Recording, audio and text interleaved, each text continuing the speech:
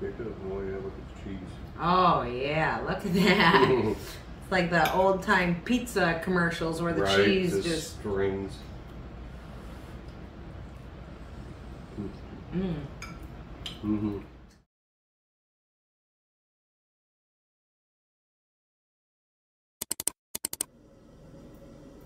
Hello everyone and welcome back to my kitchen.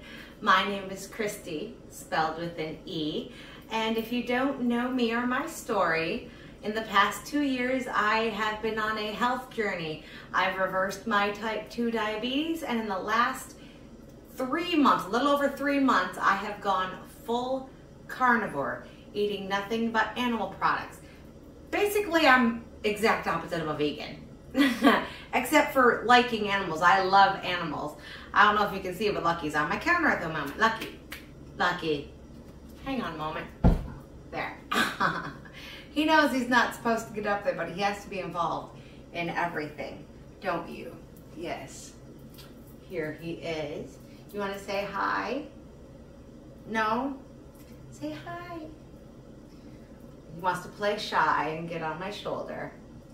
I wanted to talk to you guys today about eating on a carnivore diet. A lot of people have said that it's too expensive. They can't, eat steak every day. And, well, carnivore doesn't mean you eat steak every day. I mean, yes, if I could afford to eat steak every day, I certainly would, because there's nothing better than a good steak, am I right? But there are other ways, other things that we can eat.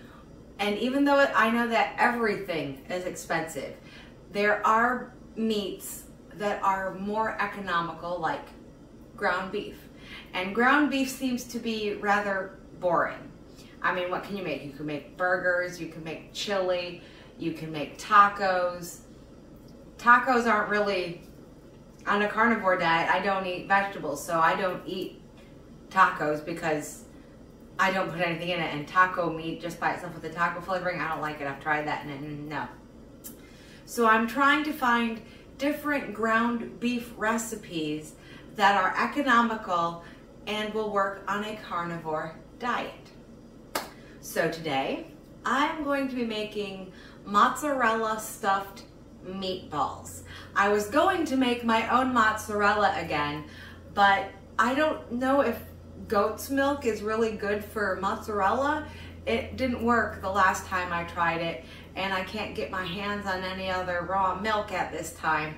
So I had to buy some, but that's okay. I bought the little pearls. They're just very, very small little round mozzarella bites, which are perfect for little meatballs.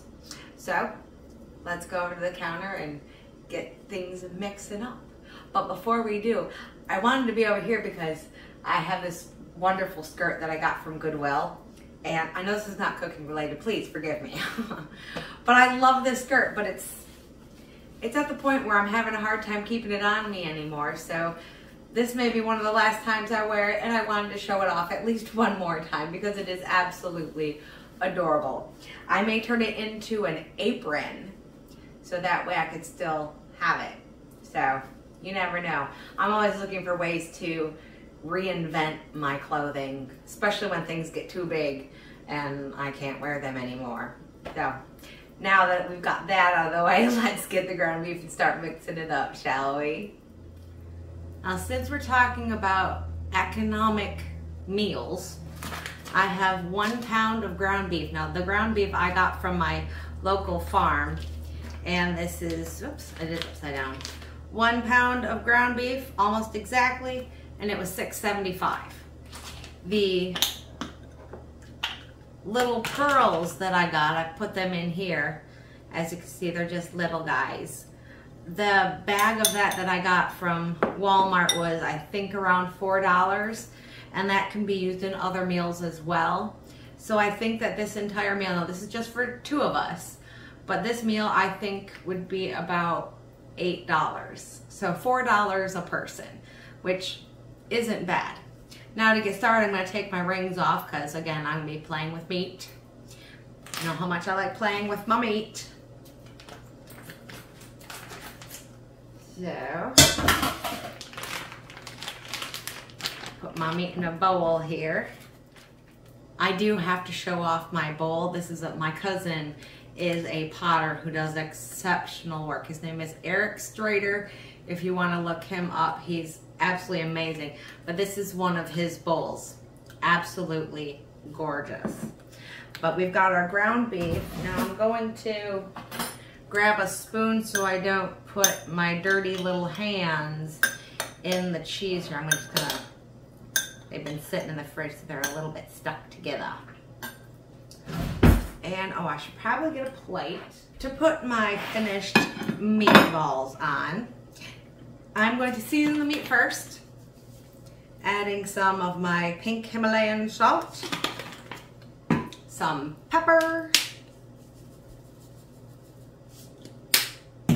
I've got smoked paprika. I got a second jar just in case this one didn't have quite enough because it's almost at the end, but I think finished off that bottle.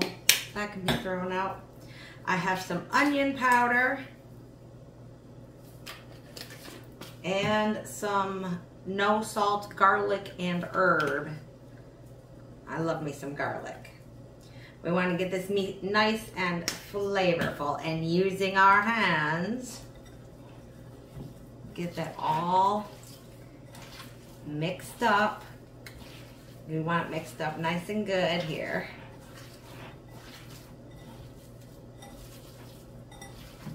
This is the most fun, I just gotta say.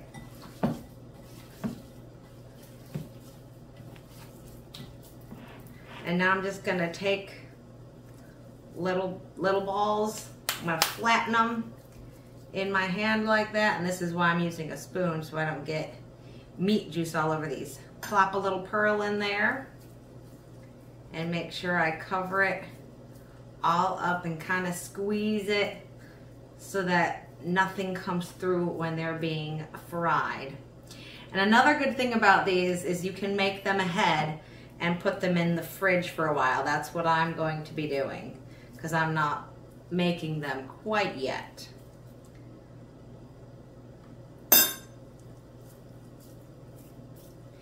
You can make the meatballs as big or as little as you like. I like making them a decent size, not, I don't know, a little bigger than a golf ball, I guess, or maybe about golf ball size. Got meat all over my hands.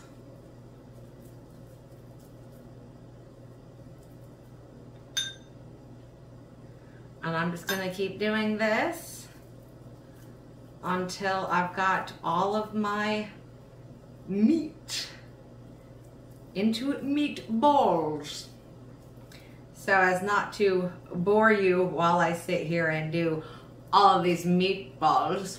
Ludicrous speed!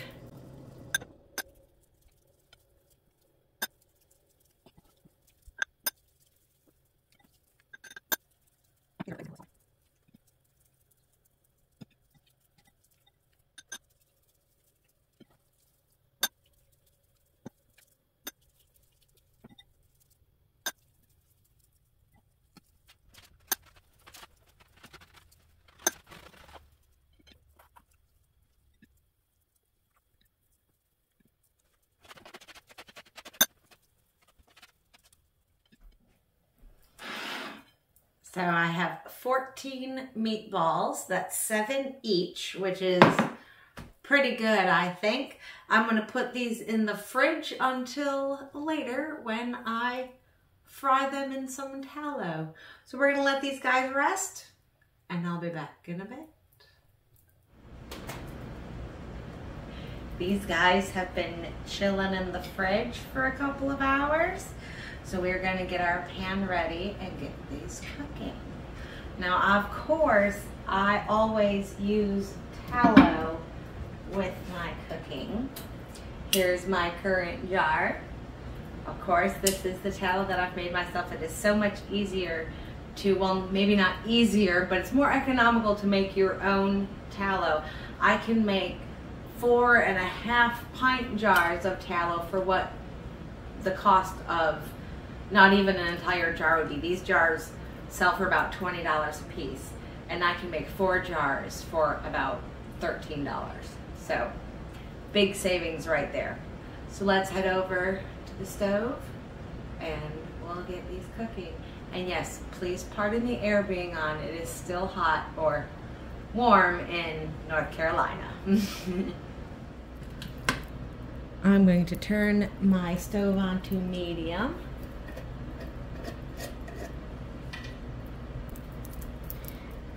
And since I want to fry these guys, I want to get a good bit of tallow into my pan.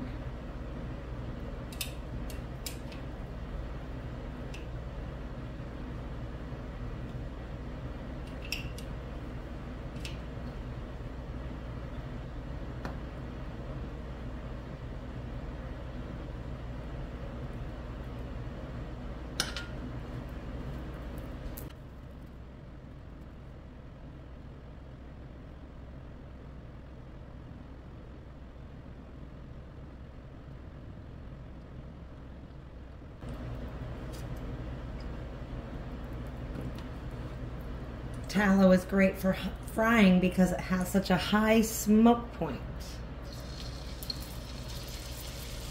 Now I'm just going to plop these guys in there.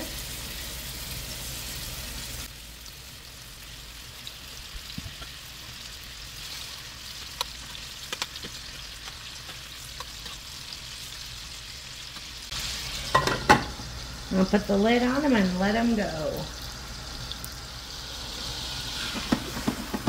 I do like to give them a swirl every now and again.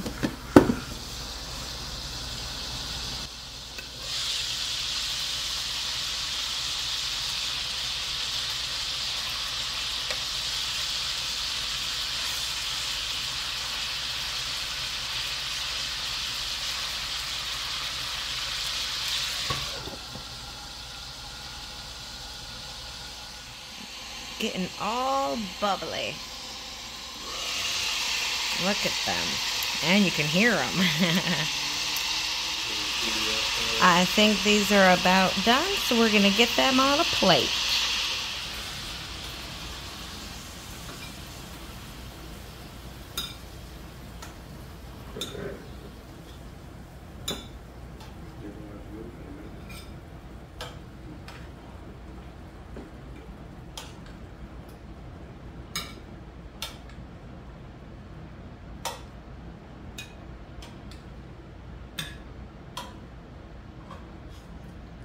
That one's already letting its cheesy goodness out already.